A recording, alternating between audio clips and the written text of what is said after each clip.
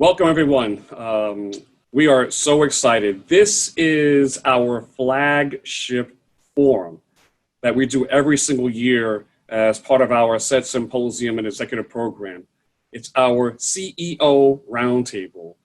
We're so proud that SET has been doing our CEO Roundtable for the last 14 years, where we bring Fortune 500 CEOs together to talk about leadership, diversity and inclusion, and key things that are important from their perspectives of the CEOs. So again, we're so excited the fact that we have three CEOs that will be speaking to us. And today's CEO Roundtable is made possible thanks to the support of PepsiCo. So to start our session, here to say a few words is Johannes Evenblich. He is the president for the West Division for Beverages US at PepsiCo. Buenas tardes, Hispanic Association on Corporate Responsibility. On behalf of PepsiCo, I'd like to thank you for inviting us to be part of this remarkable virtual forum. And I'm proud to help kick off the 2020 HACR CEO Roundtable, which includes PepsiCo's chairman and CEO, Ramon Laguarta. While we may not be able to be together in person because of COVID-19, this meeting may be one of the most important conferences we attend this year. There are many issues facing Latinos right now, and PepsiCo is proud to be arm in arm with HACR as we continue to ensure diversity and inclusion in our company. I'm also proud to share that in response to the continued disparate negative impact of COVID-19, PepsiCo recently launched an initiative to provide increased medical and economic aid to communities of color across the country.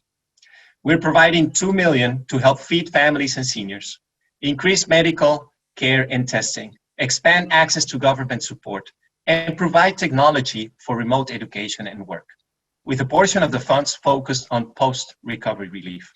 And an additional $5 million will go to local nonprofit partners to provide support and services that meet the specific needs of Black and Latino communities.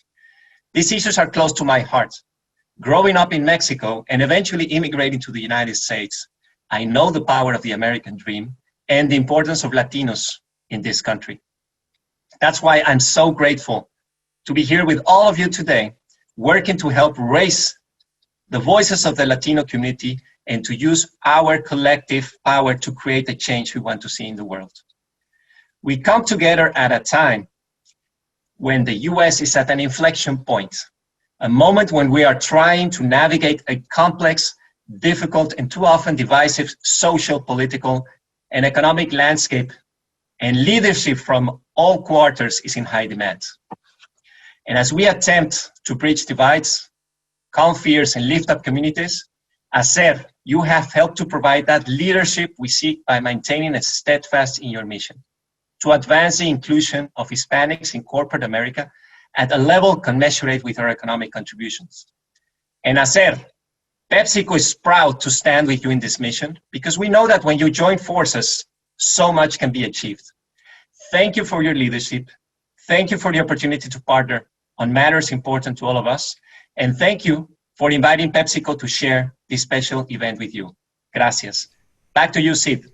Thank you, Johannes Evenblich from PepsiCo, and thank you, PepsiCo, for your support of our flagship forum, the SET CEO Roundtable.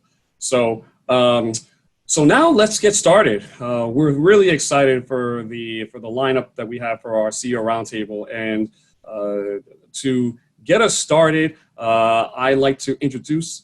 She is someone that we see every single day on CNBC. She is a Latina that is making major inroads within the financial media. A big welcome to Bertha Coombs from CNBC, who will be leading and moderating our HACR CEO Roundtable. Over to you, Bertha. Gracias so much. So thank you so much, Sid, for that gracious introduction. You know, this morning I was reporting on a new study from Cigna about resilience and the ability to withstand stress and withstand situations of great anxiety. And one of the things that they found was that workers who work in more diverse companies are more resilient than those who don't, because they have a sense of belonging and a sense of really feeling more connected to their coworkers. We're going to talk with all three of our CEOs this afternoon about those issues and how they try to promote that within their companies. Our first conversation is with Gavin Hattersley. He's the president and CEO of Molson Coors and has been with the company for a very long time. Gavin, thank you very much for joining us. It's wonderful to see you. Thanks for having me, Bertha. You know, this is really probably one of the most extreme times to be a leader. So many challenges. And for you this year, specifically, has been very hard. You had a shooting at your company in Milwaukee in February. Then in March comes the COVID shutdown.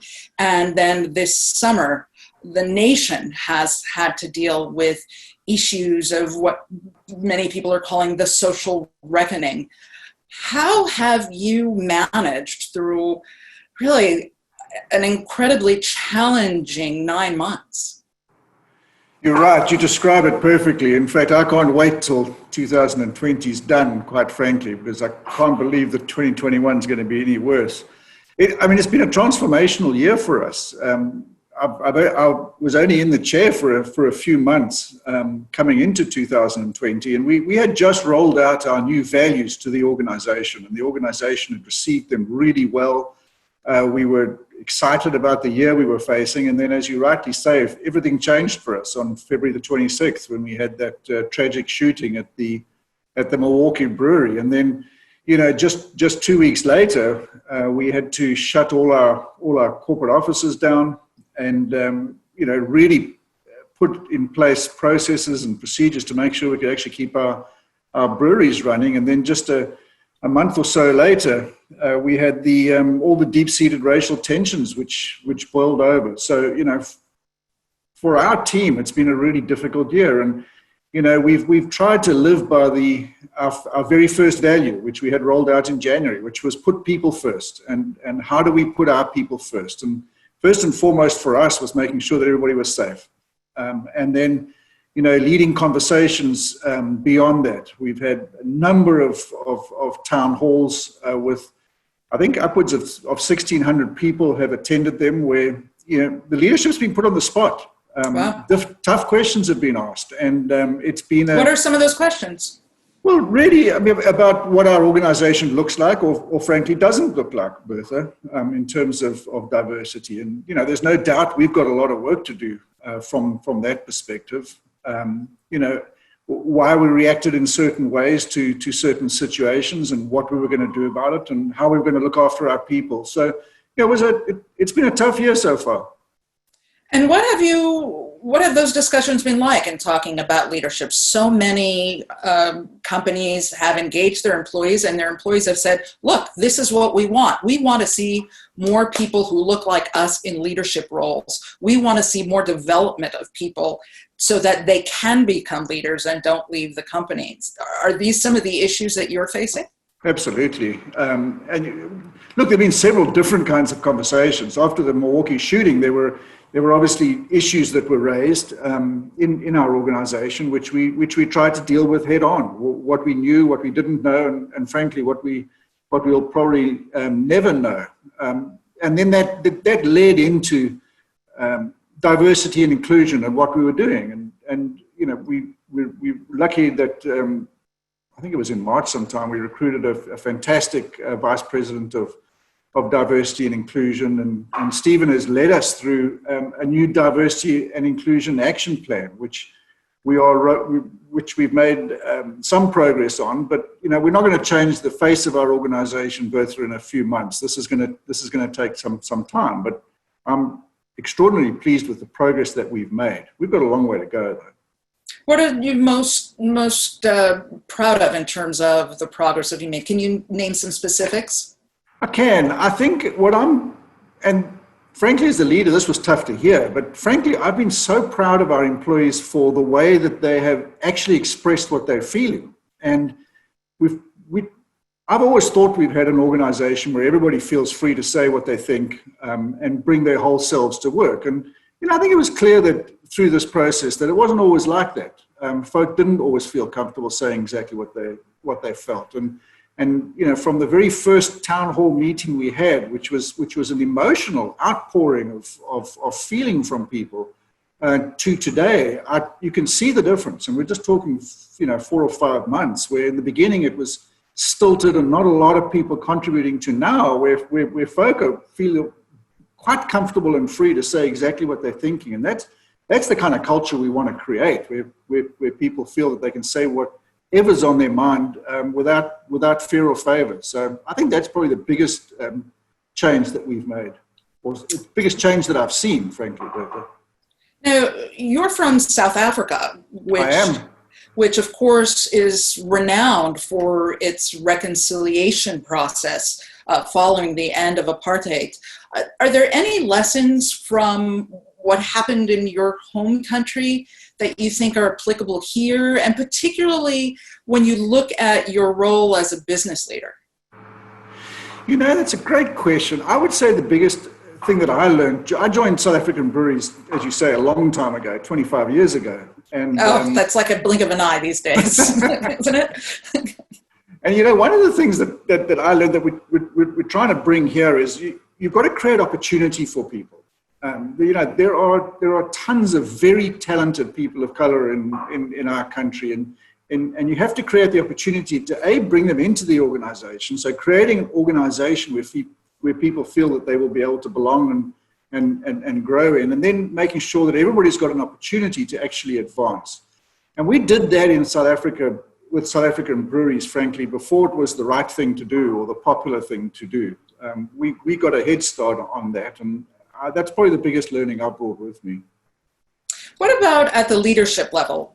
Because oftentimes, so many companies, they have mentoring programs, they have programs that bring people in at the young level, but at the end of the day, they don't seem to advance past that glass ceiling. And particularly when you're talking about the C-suite and the boardroom, which is what sets the tone.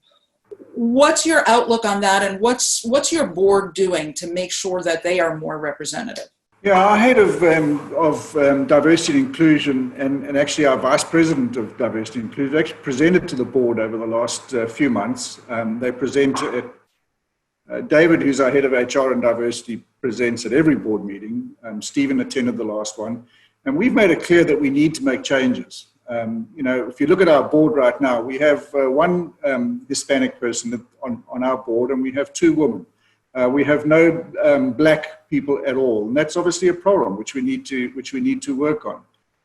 At a leadership team level, it's great that our 2 biggest brands are actually led by Latinos, and we do have a number of senior folk in our broader leadership team running very big functions, but no doubt we've got more work to do. So what are you doing about it?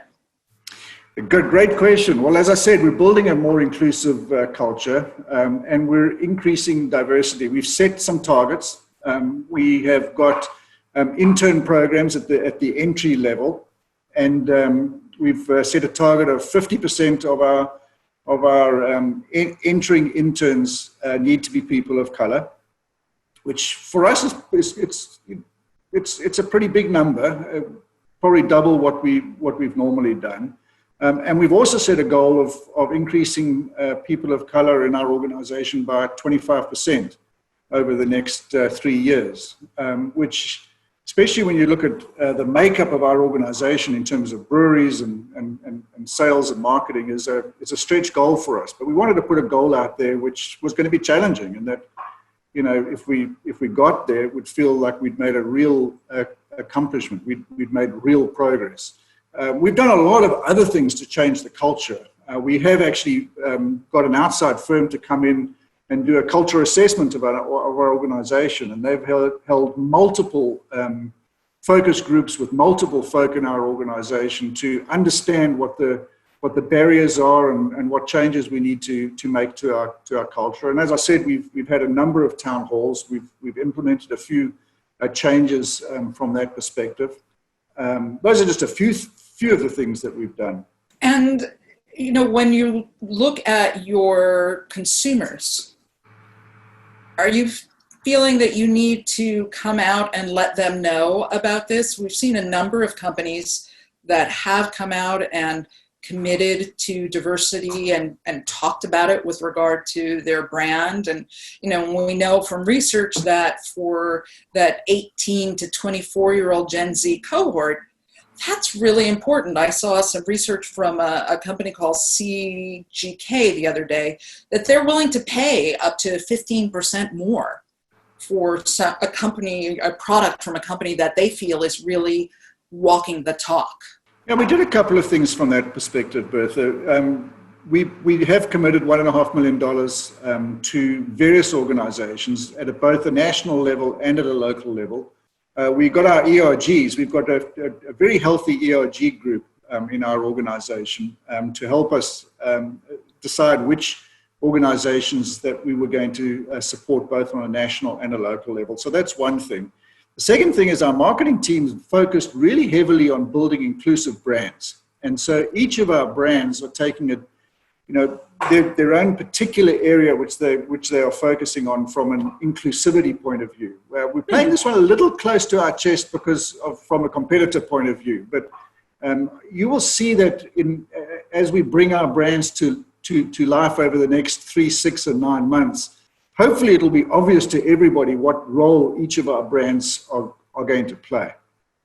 That's interesting. I noticed today you launched a new hard seltzer, which seems to be the COVID drink du jour with Coca-Cola. And I did notice that the flavors did seem to be fairly tropical. I think you had strawberry mango, something that seemed like pina colada, but not exactly. Is that really aiming at the Latino market? Well, certainly Topo Chico, which is the Topo Chico hard seltzer, is the announcement we made this morning. We're partnering with Coke to bring it to the United States. It's a 125-year-old brand, which is very, very popular with the Latino community. And so, we're particularly excited about it. We've got to play catch up. I mean, White Claw and Truly got out of the gates fast, and so we're playing catch up. So bringing hard seltzer brands that were more diverse, that were differentiated, was really important for us in order to break through. And we've got Vizzy Hard Seltzer, which has got the vitamin C in it. We've got Coors Seltzer, which is playing a role in restoring the river network in the United States. And now we've got Topo Chico Hard Seltzer, which, based on the consumer feedback that we've seen today, is going to be a very, very popular introduction for us. And we're excited about it. So is hard seltzer going to replace beer? I mean, it seems as though none of us wants the calories, none of us wants the carbs. Well, the answer to that is no, Bertha. There are tens and tens and tens of millions of folk that drink beer and love it. And Miller Lite and both Coors Light, the calories and carbs are very low. Miller Lite 96 calories and just over 2 carbs. So it's I'm not allowed to use the word healthy. The lawyers don't like that. It's a low calorie option for folk. It is interesting. We have not seen our light beer sales impacted in any meaningful way by the craze of hard seltzers. Hard seltzers seem to be attracting folk from wine and spirits, and actually bringing new consumers into the beer category. So from a beer category point of view, it's actually been very positive. Miller Lite and Coors Light are right now. We can't make enough. Really? We literally cannot get enough Coors Light cans to fill at this point in time because the consumers are just drinking so much of it. So it's a high class problem for us. I'm clearly not that demographic because I most recently used beer to make some arroz con pollo while I drank seltzer. There is hard seltzer though in my fridge, so there goes that. I guess I don't know. Maybe I'm trending with those Gen Zs. I study them so much these days. Maybe you are, and hopefully Topo Chico will find its way into your fridge one day. Yeah, I'm gonna have to try it. That mango guava sounds delicious to me. I would love to get your feeling about where we go from here. We're about to enter a season that some people think is going to be that real second wave of COVID.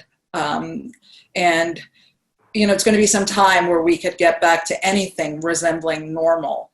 So how do you keep your troops, if you will, really feeling engaged and feeling cared for? And what's your priority as we go into the winter to try to keep people, from feeling just too overwhelmed by this situation?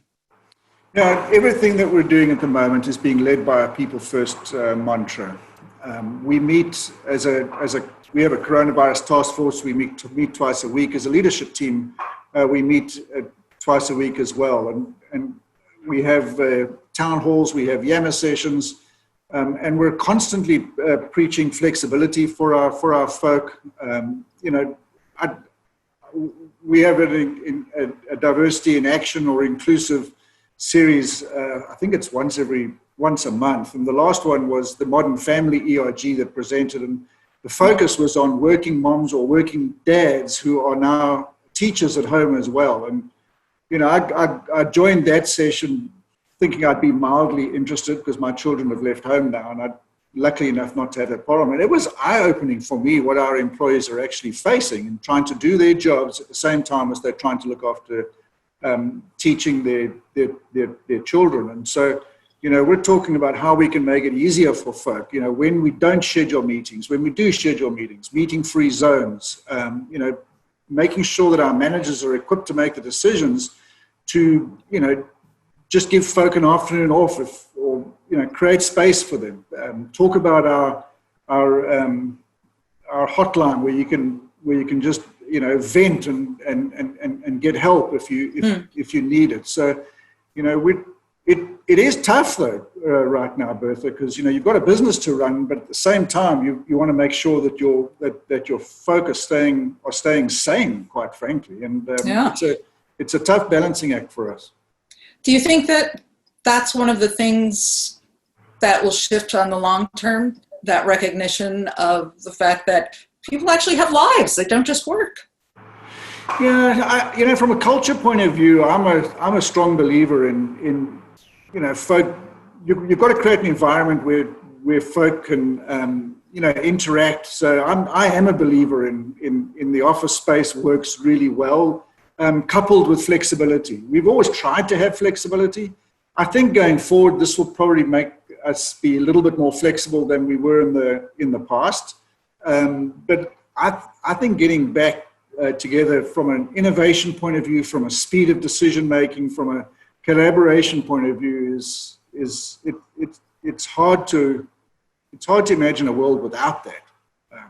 When that's going to be, I don't know, but hopefully sooner rather than later. But I'm a little bit pessimistic about that. Yeah, well, let's hope it is sooner rather than later. Gavin, thank you so much for what has been a fantastic conversation, and I hope that you and your staff continue to push forward and do the good work. These are definitely challenging times for leaders and folks in your position. Thanks very much, Bertha. I mean, it's wonderful that you invited me to join here. We were actually a founding member of HACR. I think it was 34 years ago. So we're proud of our association with HACR and look forward to a long and fruitful relationship. Terrific. Well, have a wonderful afternoon, and thanks for kicking off this session with some great insights. Thank you. So you heard Gavin talk about some of the things that they are doing at Molson Coors, and our other panelists today also have been undergoing some real big changes at their companies. Ramon Laguarta from Pepsi and I had a conversation that was pre-recorded, and one of the things he talked about was how in this moment his board and his workers as well pushed him to really do more for the community and to really rise to the occasion to talk about the things that are on people's minds. It's not as though they are far from his minds. And in fact, he wrote very movingly about the nation's racial and ethnic strife this summer in Fortune magazine. We talked about that in a session, so you're going to see me change clothes because it was pre-recorded, but hopefully you'll enjoy this session. I found it very, very moving. Here's Ramon. Ramon, it's so wonderful to have a chance to sit and talk to you.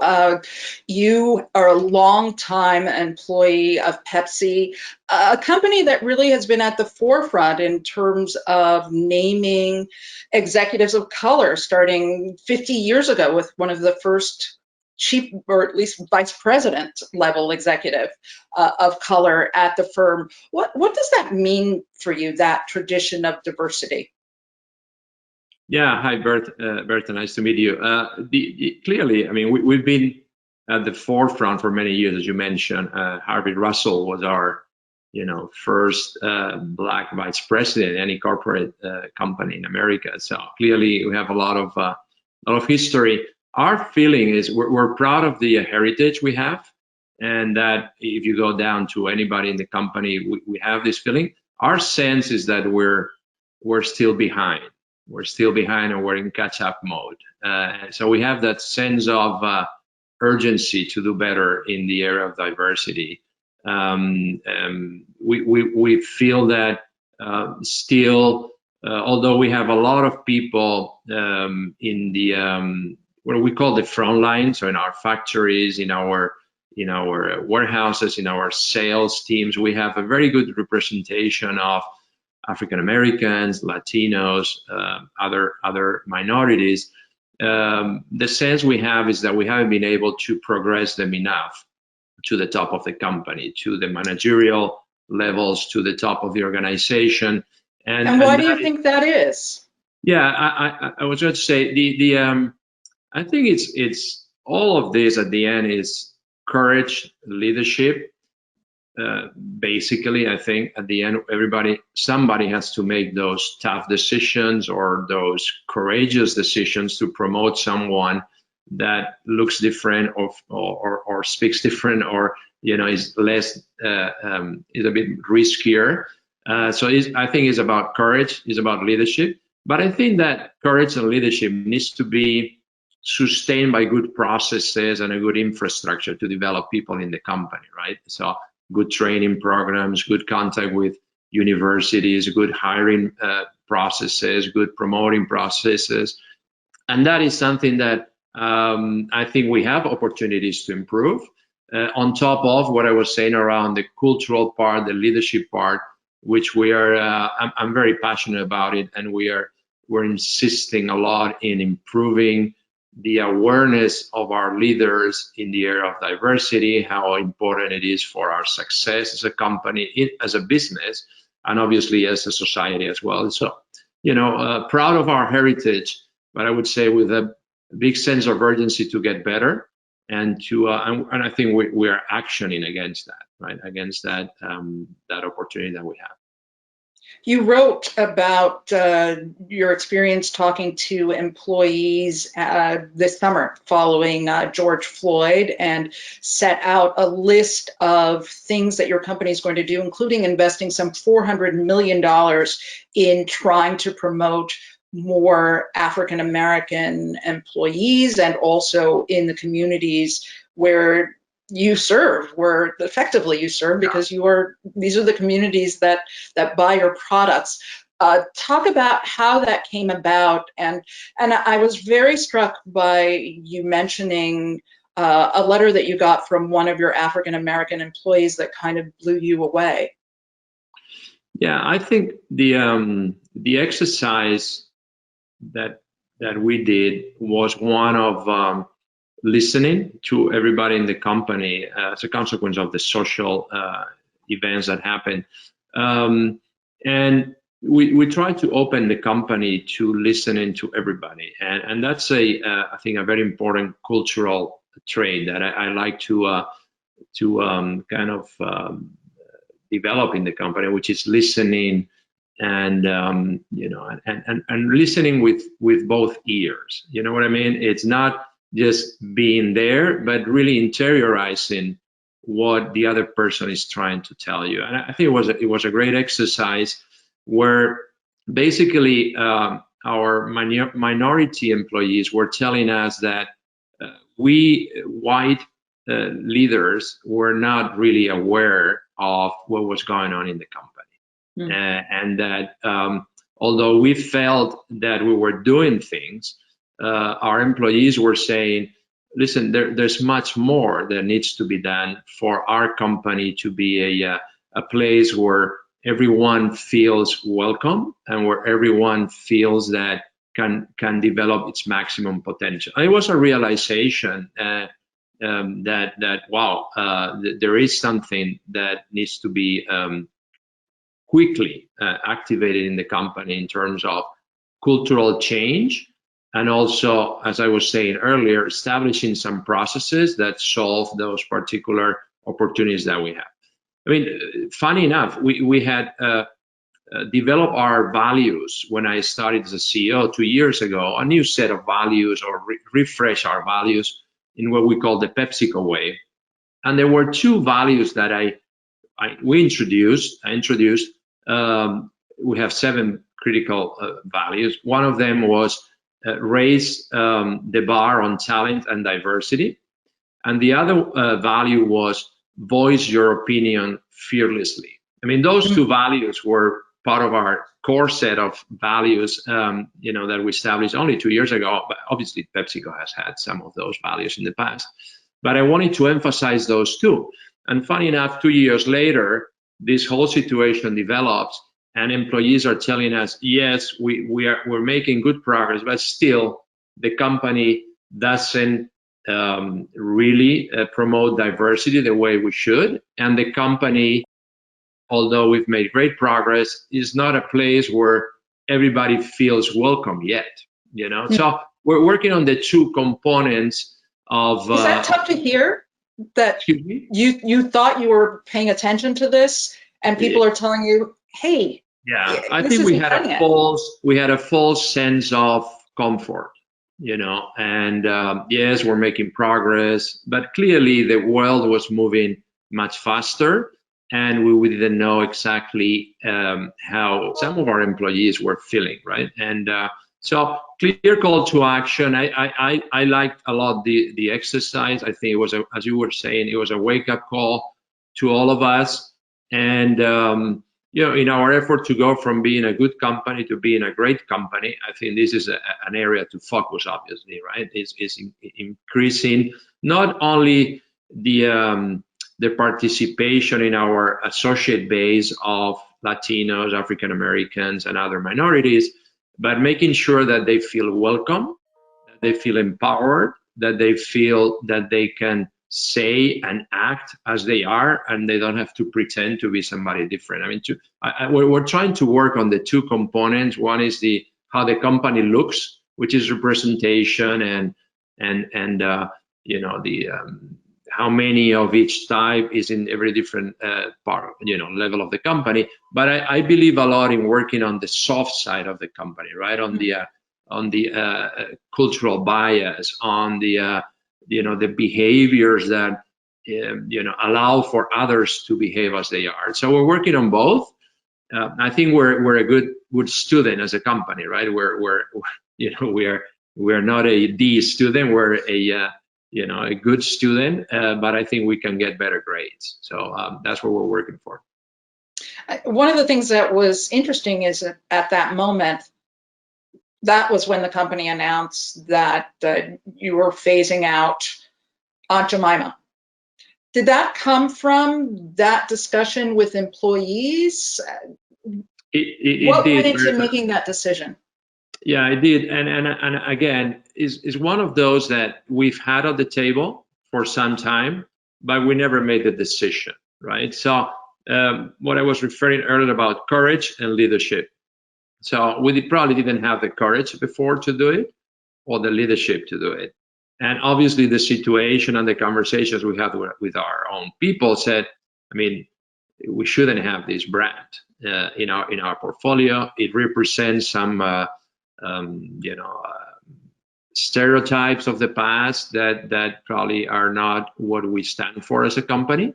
So it was, as I said, it was a very transparent conversation where, yes, you're right, we had talked about it, we never executed the decision. There is some business risk, as you can imagine, in changing a brand. You got a lot of so much heritage backlash as well on this in terms of the social reckoning discussion. Yeah, in any of these decisions, Bertha, there is a polarization, right? And so, I mean, we have to be aware of that none of the decisions we're making have 100% support. I mean, they always have, different parts that think differently. So we as leaders, and again, going back to this courage and leadership, we as leaders need to make sure we understand what the company stands for, and and make the intentional decisions that will change things for the future, for the better future. So this was a difficult decision. I'm sure we will lose some sales, we'll lose some loyal consumers, but hopefully we will gain many more consumers that will see that the brand has done something powerful and send a message to society on what the value should be. So I mean, that's the intention of the decision we made. When you look at the Latino community, and some people now use Latinx, here you are, you're European, you're Hispanic, versus someone like me who was born in Cuba, is from the New World Latinos. Have you learned something new, and what's happened with your conversations with your employees in that regard? I mean, I'm sure they're very excited that there is a Hispanic person at the helm, but do you feel like they feel there's a divide as well? Clearly, as you're saying, I mean, the fact that I am Hispanic creates a special bonding, right? Special bonding with our employees, Hispanic employees, and diverse employees, in a way, right? For them is a symbol that someone that, like me, that was born in a very humble family in Spain, can make it all the way to, to the leadership team of what is a very large global company. To them, it's a symbol that there are opportunities. There are opportunities in the company that, if you work hard, if you believe in yourself, if you have the right people that support you through the way, you can make it. So I think it's a good symbol to start with. Obviously, I have a lot of affinity for the Hispanic community. So every time I go to the field, to the, to the factories, to the sales, there is a special bonding because we can speak Spanish, and that creates just some emotional connection that otherwise it wouldn't be possible. So to me, it's a responsibility and a privilege in the same way. Now it's a privilege because I can communicate with them in a special way. It's a responsibility because I feel that I have to enable them to succeed, and I feel a little bit more pressure, if you want, to deliver on their expectations, that PepsiCo becomes a place where, Latinos and African Americans and every other minority feels welcome and has the potential to make it all the way to the top. And that's what I'm working on. That's, if you see some of the decisions I've made already, try to send symbols as well and messages that, yes, it's possible in this company to make it all the way to very senior leadership positions, even if you are a minority. And we're going to help you with that. And we're going to create the ecosystem that allows you to develop, to learn, to become a more rounded leader, to be exposed to big business decisions that will make you ready to take, the big positions that are highly, important for the company, and where a mistake cost the company a lot of money. So we need to have the best people, and but if you're a minority, you can be the best person to have those jobs. So that's what I'm working on. I think we're making good progress. I feel good about what we're doing as a company. And how does that actually translate to how you promote the business? Because a lot of times, when you're selling soda pop, it's really just about the associations that people have. It's not necessarily you can say, oh, this soda pop is going to make you be able to play basketball like Michael Jordan or whatever. Or maybe you do. I don't know. Well, but we have Gatorade in our portfolio, so that's true. That's true. Gatorade makes you play like Michael Jordan. No, I think we have such a beautiful portfolio of brands. I think we can connect with consumers in many different ways, right? Either through our snacks portfolio or through our beverage portfolio, through our food portfolio. So we have created Hispanic business units in both our foods business and our snack business, beverage business in the US. And those are end-to-end groups of leaders that look from insights all the way to selling. And they're trying to position the brands and innovate and create emotional links, as you're saying, with Hispanic consumers based on those insights. So I think our snack business is very developed with Hispanics. Our Lay's, Ruffles, Doritos, Cheetos. We have plenty of brands that they love, and we are leaders in Latin America, and obviously that translates, right? So when some of them migrate to the US, they take the brands with them or their mental images of the brands. We have a very large cookie business in Mexico, Gamesa, so it's a big cookie business, and we're creating also bringing those brands into the US and creating jobs and creating infrastructure to develop those brands. And then on the beverage business, as you said, Pepsi is one of our brands where we have big soccer players, for example, like Messi, or some of the big players, Brazilian players or Argentinian or Mexican, that they're part of our Pepsi campaigns, our Gatorade campaigns, our different brands. We're also Quaker. Quaker is a huge brand in Latin America. It's a big brand in Mexico. It's a big brand. Quaker. That's my mother always calls it. Quaker is a big brand. So that's another brand that we connect to them. We're trying to do special recipes using oats, right? So obviously landed to the specific recipes that everyone has in their own, cultural cuisine. So I think we're able to innovate, we're able to position brands, we're able to execute in the stores. Obviously, Latinos, they go sometimes to specific stores where they can find the products they love. We want to be there. We want to be there with specific, positionings as well. And we're trying to obviously develop those retailers to create bonding with PepsiCo. So a lot of activities across the whole consumer spectrum and customer spectrum that position PepsiCo and its brands more than PepsiCo as a preferred company. What we're doing also more as a PepsiCo is to embed our people and our company with the communities. And that is something I was going to ask. How does that translate? Ironically, when my cousin left Cuba, she landed in Venezuela.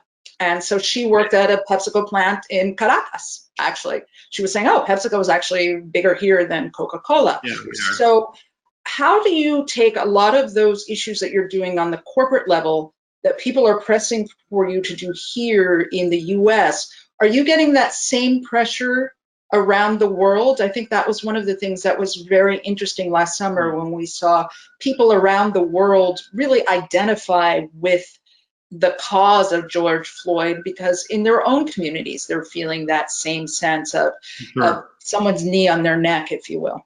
Yeah, we have these, you were saying, Bertha, we have 300,000 people around the world, 300,000. And then when you add our bottlers and suppliers, we're talking about more than 1 million people ecosystem, right? So we're trying to make sure that all these people work in the community to make the community better. And we as PepsiCo, we want to enable them to do that. We help them with a little bit of money, a little bit of space, whatever they need. But what we want to be is a company that our associates make a difference in the local communities. I mean, it is our it is our biggest asset, no? Our associates, our brands. So our associates use our brands and some funds that the company provides to make a difference in the local communities throughout the world. So I don't know, in South Africa, it could be, at one point was HIV, fighting HIV in the community.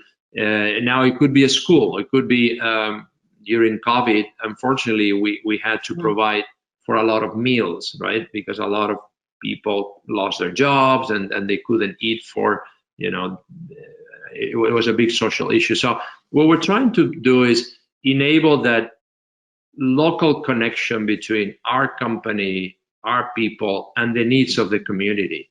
And that is how we become a better company, right? A company that is not only trying to maximize profits or create good jobs, but at the same time is willing to give to the communities and make a difference. Because obviously we have the financial means, but especially we have an amazing set of associates that are super passionate about their local communities. You were talking about Venezuela, but anybody you talk to in Turkey or in Russia or in India or in South Africa, anywhere, they're super passionate about their local communities and making their communities better.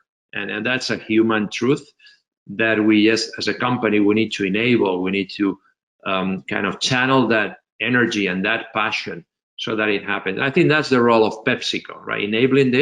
Enabling our people to give their best to their communities, and PepsiCo, I think, can benefit, but that's not the intention. The intention is that really the community improves, and I think that's a bigger role that we play as companies in today's world.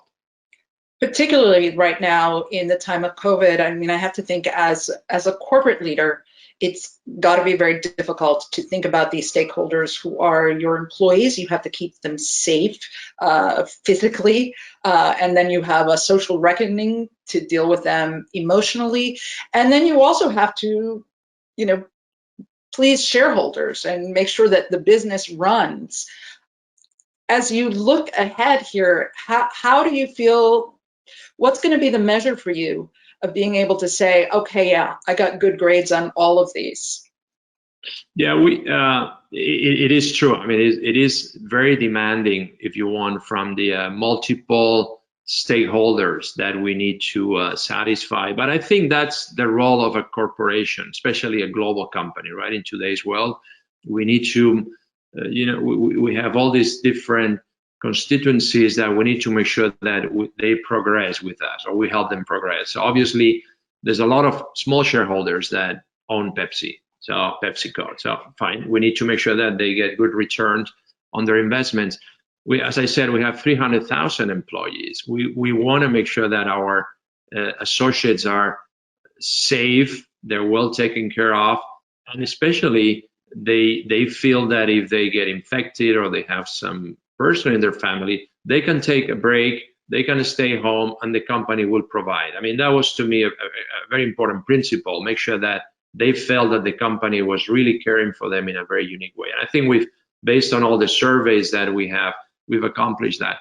The other big part was our customers and our, make sure that our customers felt that PepsiCo was giving an extra effort to keep them well supplied and to make sure that we went the extra mile to supply our customers, keep them in stock, all that. It was tough during some parts of the pandemic. As you can imagine, the supply chains were impacted. So we made a big effort with that. Again, good feedback. But the other one was the communities. And we went with, we increased our foundation funding by almost double. So we're almost $100 million this year. We went out around the world, providing, and not only providing our own financial means, but catalyzing other companies or trying to take other companies. Obviously, we have a lot of partners that they also wanted to invest with us in particular areas of need that we felt that obviously surfaced during the community, especially around meals for disadvantaged people, also computers and technology for children that were at home and they didn't have the means to study or to continue their learning. So those were two areas where we especially gave a lot of money. And then obviously we had then the big racial situation in the U.S. that, as you said, a lot of communities around the world felt that they were also part of that journey for racial equality. So there we participated. We made big commitments. We're trying to not only make financial commitments, but enable some of our suppliers, some of our customers to thrive. Either they are Black, African American customers or suppliers, or Latino. We're trying to help them in a disproportionate way, because I think they've been impacted more than others in this situation. So a lot of, as you said, multiple fronts. I think we have good grades, as I said, but we have a sense of discomfort in everything we do, and we feel that there's always, if you're an 8, you can be a 9, and if you're a 9, you can be a 10. So that's kind of the way we approach everything we do, and it keeps us making us better. And that's a never-ending journey, right? For any corporation, any executive, any person. And that's how I visualize it. Ramon Laguarta, thank you so much for joining us and giving us your insights at what I know is a very challenging and busy time. Thank you, Bertha. It's a pleasure to meet you, and apologies to all the audience for not being able to be there physically. Hopefully, we can do this very soon in the coming years. Thank you very much again.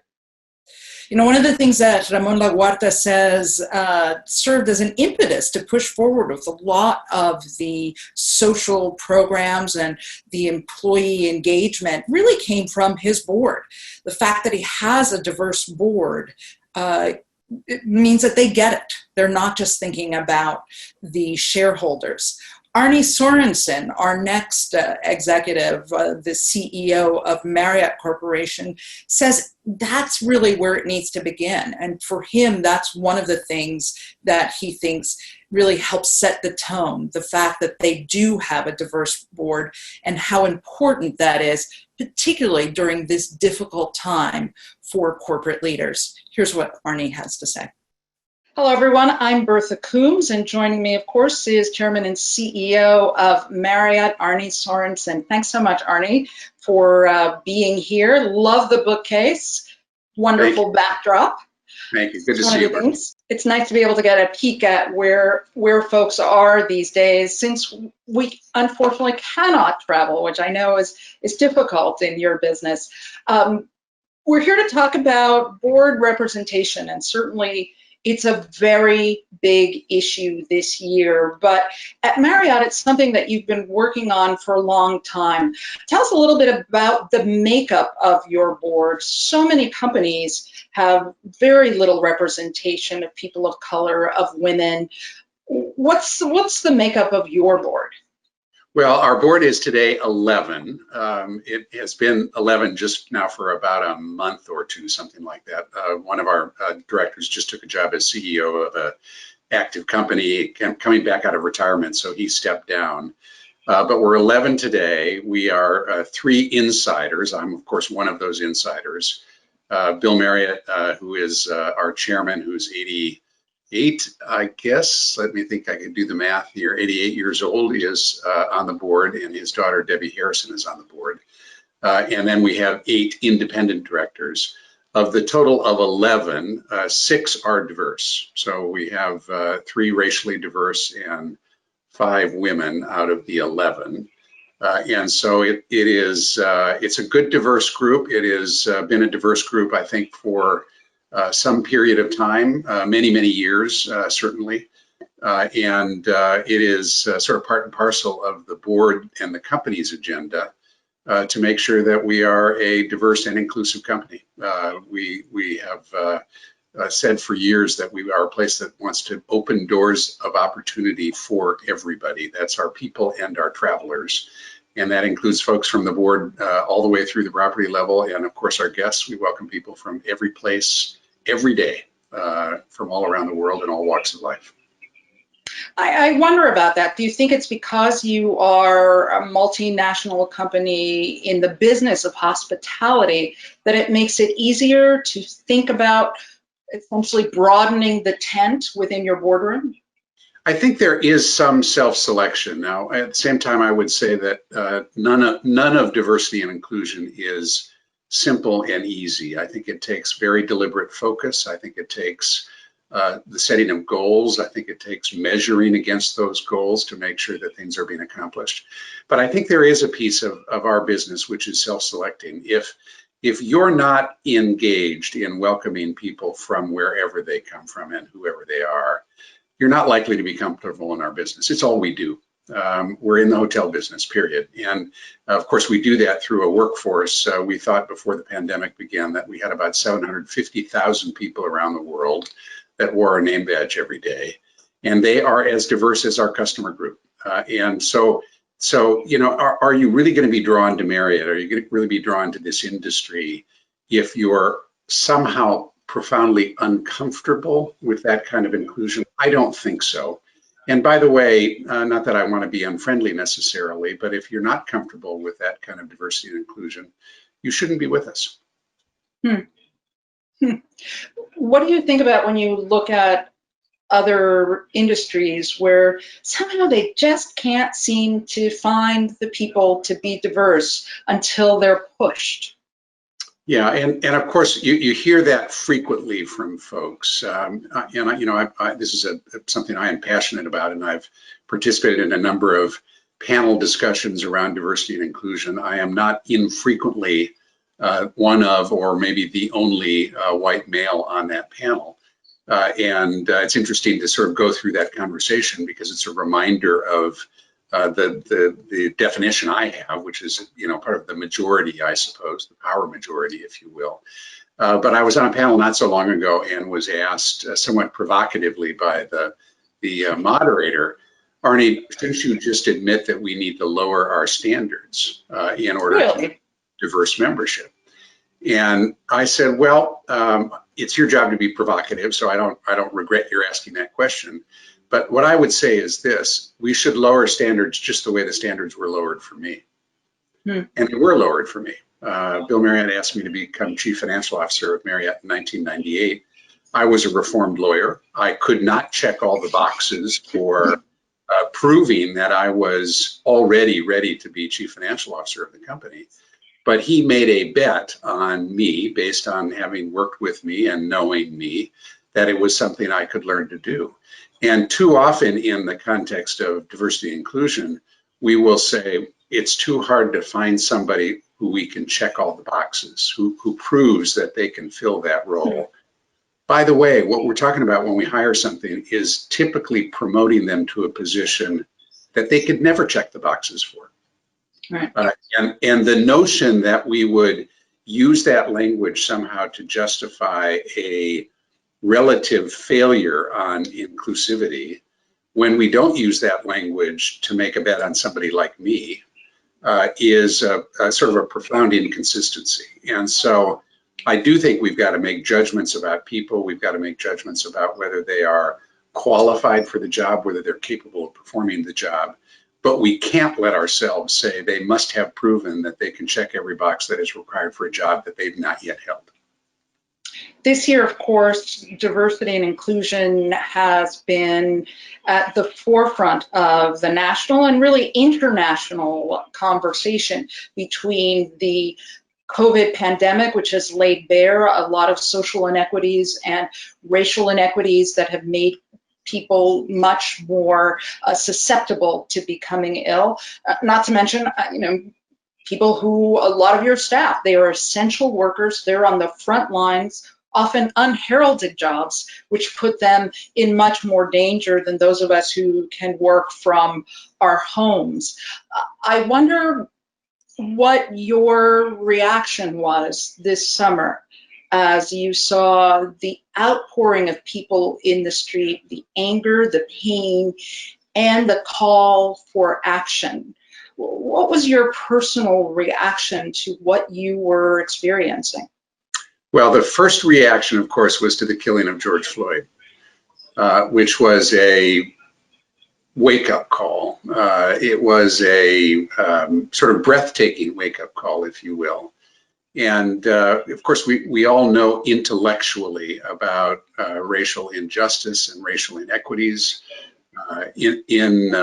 inequities in terms of opportunity, inequities in terms of wealth. We know that, and we've studied it, we've read about it, we can understand it, at least in an academic way, even if we don't live it day to day. But when you see an event like George Floyd's death played out on video, so every one of us can watch it, and see that there is no gray in it. It was killing of a defenseless man for no justifiable reason. I looked at that event, and my first reaction was just sort of my breath was taken away. How could this happen? And of course, immediately we start to hear from members of our African American community, members of our broader community. I hear from friends who are engaged in this. We see that many people take to the streets to memorialize and to protest and to call attention to. I quickly get out with a blog post. I write the weekend after George Floyd's death.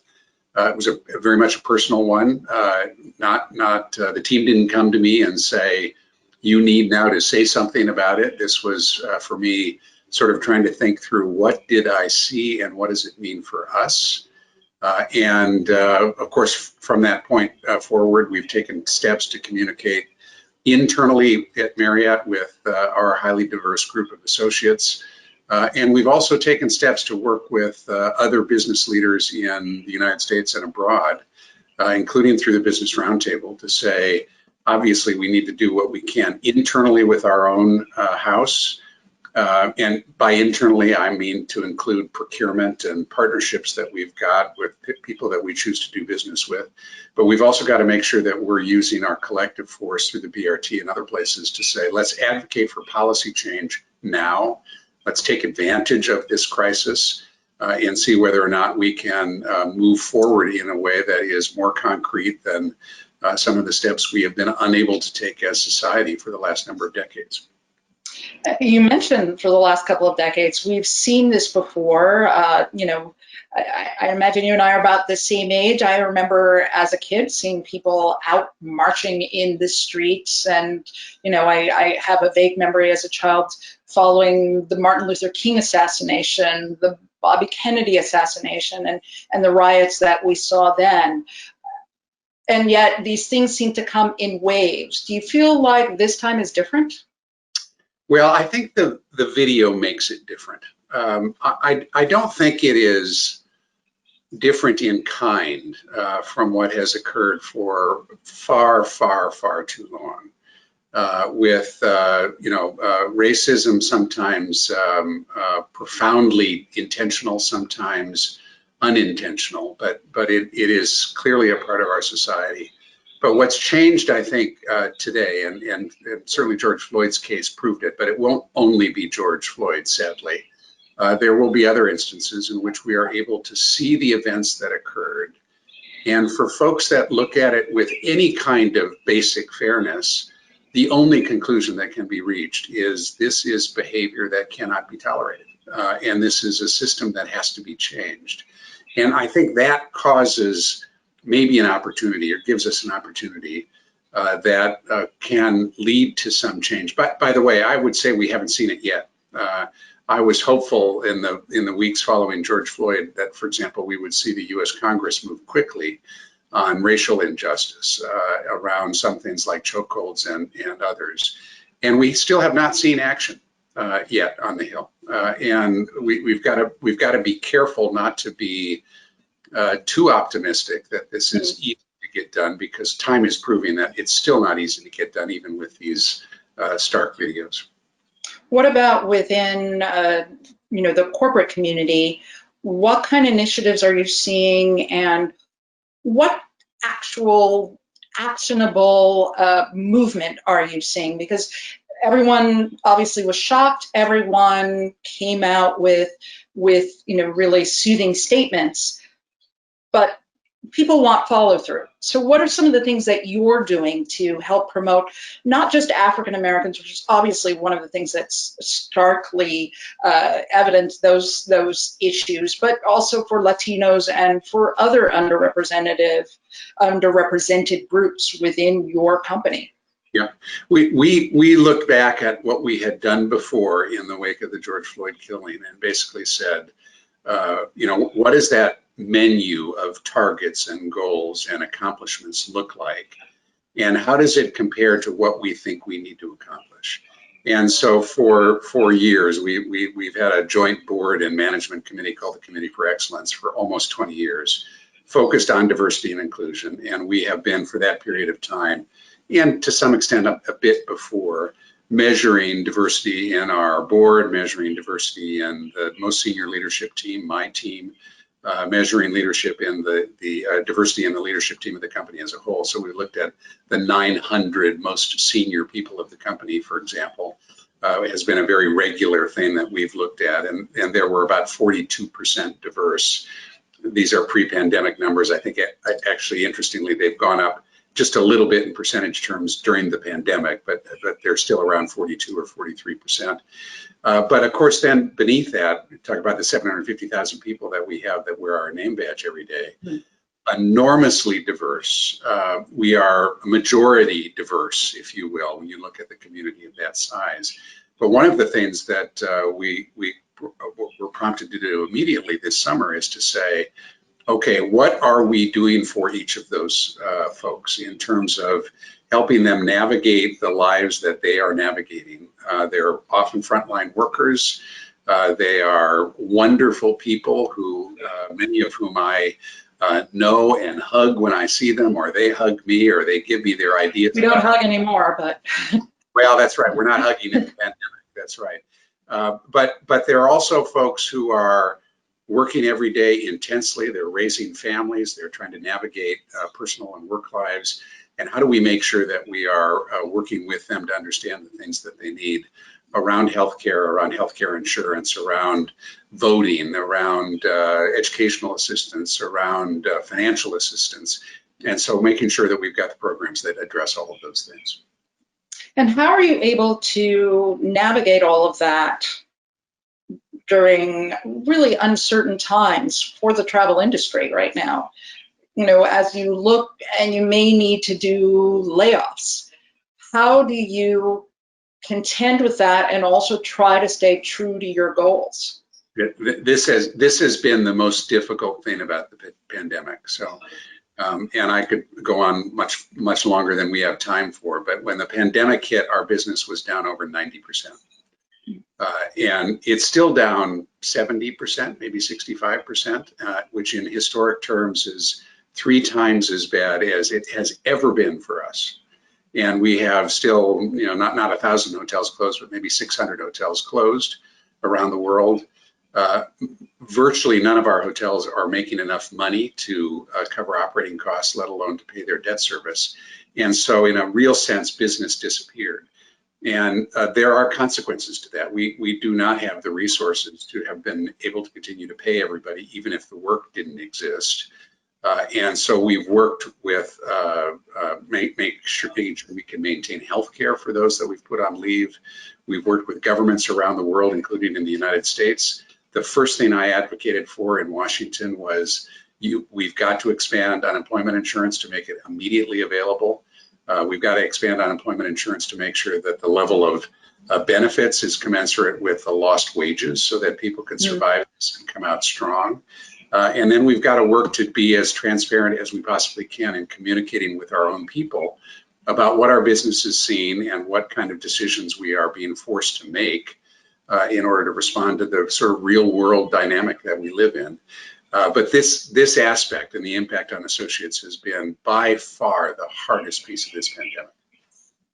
You know, you talked about talking to folks in Washington, and you know, I think a lot of us look there and feel as though there just can't be a consensus, and leadership is hard to find. When you look at your fellow corporate leaders who are also trying to manage, I mean, I have to imagine this is probably the most challenging situation you've ever been presented with as a leader. How do you focus to try to really make a difference? Are you looking in 3 different directions? It's a healthcare crisis, it's an economic crisis, it's a social reckoning. Well, it is to be sure the most profound crisis that I have ever faced, and I think that the company has ever faced in its 93 years. And what we tried to do from the beginning is say, okay, we have 4 distinct communities, if you will, that we need to make sure that we are thinking about constantly. The first is our associates, and we've had a culture for many, many decades that puts the associate in front of our customer. We have said, take care of the associate because the associate will take care of the guest, and the guest will come back again and again, which is a little bit upside down because most business people would say the customer always comes first. We know we can't get to the customer except through our people. And so our people have got to be first. But so community number 1 is our associates. Community number 2 is our guests. Are they safe? Are we communicating with them? Are they taken care of? Community number 3, which most people don't really realize unless they study us, none of our hotels are owned by us. So they're virtually none. We maybe own 10 out of 7,000. And so the bulk are owned by real estate investors. Many of them are families running a Courtyard hotel or a Fairfield hotel, or sometimes they're big institutions that own hundreds of hotels or dozens of hotels, but they have an economic crisis. And of course, the fourth community, if you will, was Marriot's own selfish interests, its shareholders. And how do we make sure that the company survives? And so with each one of those 4 categories, we've said, what are the things that we've got to focus on? Who is on first to make sure that we're doing what we can do there? And let's make sure that then we array our resources against each of those things to do what we can. In some respects, the enormity of the crisis made it so concrete and so real that it was easy to make sure that we were identifying the issues that had to get at. It was not easy to solve them by any means, but we knew fundamentally that we had to confront this and address it. As we get 6 months into it now or 7 months into it, in some respects it almost gets harder because we're now dealing with less the immediate concrete impact, but instead a more nuanced area. Where are we going from here? What's going to look like 6 months from now, or what's going to look like 12 months from now? And how do we navigate the company, and how do we navigate our associates and guests and owners to a place where we can all come out of this as strong as possible? And how do you navigate it, and where do you think we end up? Let's look out 1-2 years from now, if indeed we hopefully we have a vaccine or we have some way to really control this virus. What's life going to look like? What's travel going to look like? It's a great question, and probably I should start by saying the obvious, which is time is going to tell us the answer to these questions. None of us can know them for certain today. But I would say a couple of things. One, even as we speak, and I mentioned business going from down 90% to down 65 or 70%. So it's gotten better, albeit it's still in awful shape, but it's gotten better. Why has it gotten better? Because human nature is such that we start to accommodate the reality that we are confronted with. And we start to step out and say, I'm going to live my life. I'm not going to live it stupidly. I'm not going to ignore the risk that's out there, but I'm going to see my family. I'm going to see my loved ones. I may drive someplace and take a little bit of travel. I'm going to go back to work. Some people have had the great benefit to be able to work remotely. Many have not had the benefit to be able to work remotely.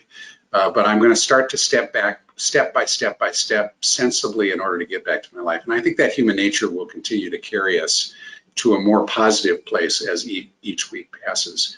I think to earn the confidence, though, of many of us, the virus has got to start to recede into the past. A vaccine would help that, obviously. Maybe after we get through 2 waves or three waves, the virus will also start to step down a bit on its own, maybe sometime in mid-year next year. But I would guess that sometime in the middle of 2021, we will have some sense that the virus is receding. And there will be a step function where we don't get all the way back to the levels of business we were at in 2019, but we get back to a better place than we are today. And that place probably will relate somehow to the kind of economic environment we were in at that time, which will have challenges because of the lingering economic impacts of this crisis. And I think it's only probably over the course of 3 or 4 years where we get back to kind of travel rhythm and pattern like we had in 2019. I'm absolutely convinced that we will get back to it, though. I think we all value human connections. We all miss human connections. We all value experiences. I think so many of us that want to see what is there to be seen around the world, both for personal and for work reasons. As we get more and more comfortable and as the economy rebuilds, I think we'll see that those opportunities for our people and for our travelers come back to something that looks very much like what they were before. Well, I certainly hope so, because I, for one, would like to get back to the Westin in Cancun, because I love that morning omelet with chorizo and fresh spinach and the smoothies that they have there. It's one of my favorites. I spent my honeymoon there. It's great. It's a great spot, I've got to say, and the folks there are very, very warm. Well, it's been wonderful chatting with you, and I hope we do get to that point sooner rather than later. And I commend you for taking on this challenge. This is a time, I think, when leaders really prove themselves. Well, thank you very much. It's great to spend some time with you this afternoon. You as well. You know, it's always so much more fun to be able to all meet in person and all feel that energy in the room. But in some ways, in this format and the fact that it was one-on-one, I think all three, Gavin, Ramon, and Arne, were really very intimate and really very honest about what they're going through, what they would like to see happen in their companies. And I think Arne summed it up best. It's very easy to see what the problems are, but much more difficult to resolve them. But right now, at this moment, it seems like these leaders are really focused on trying to reach new metrics and really trying to expand the umbrella of diversity and inclusion and really bring more people to the fore in leadership positions. Thank you all so much for letting me guide you through our discussion this afternoon. It's certainly been a pleasure for me, and I've learned a whole lot from it. And now I'm going to turn you over to Sid. And Sid, I'm going to go out and see if I can find a little Topo Chico and maybe some gamesas, because after all these discussions, I'm really hungry.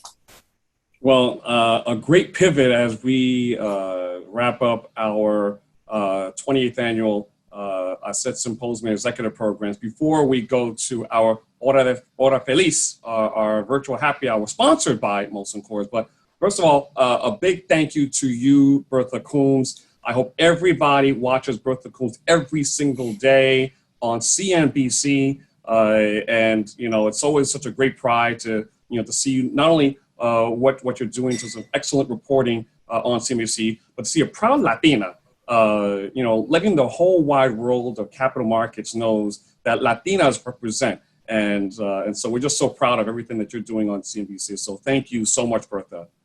Pleasure. Great, thank you.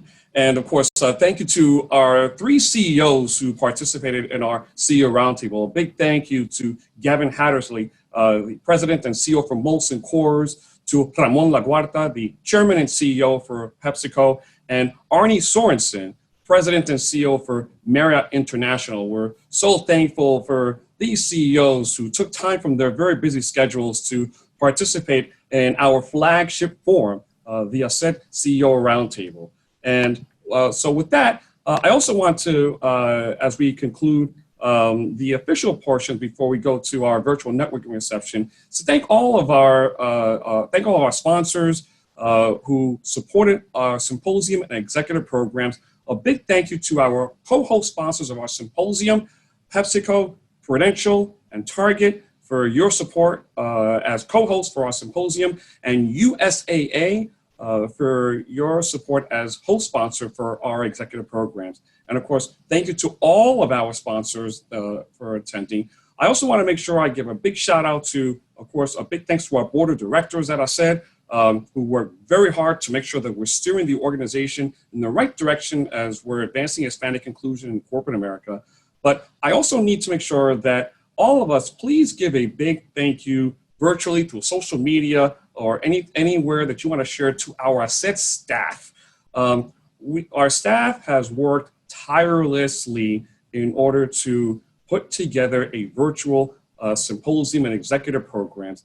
Given the fact that we were supposed to do this in April in person, we had to pivot. We tried to do it in August until we realized that that this pandemic was going to last much longer than expected. And so we pivoted into this new virtual format. But of course, a big thanks to our SET staff, our SET team that helped to, that really led this initiative to make this happen. So we're so thankful to our staff.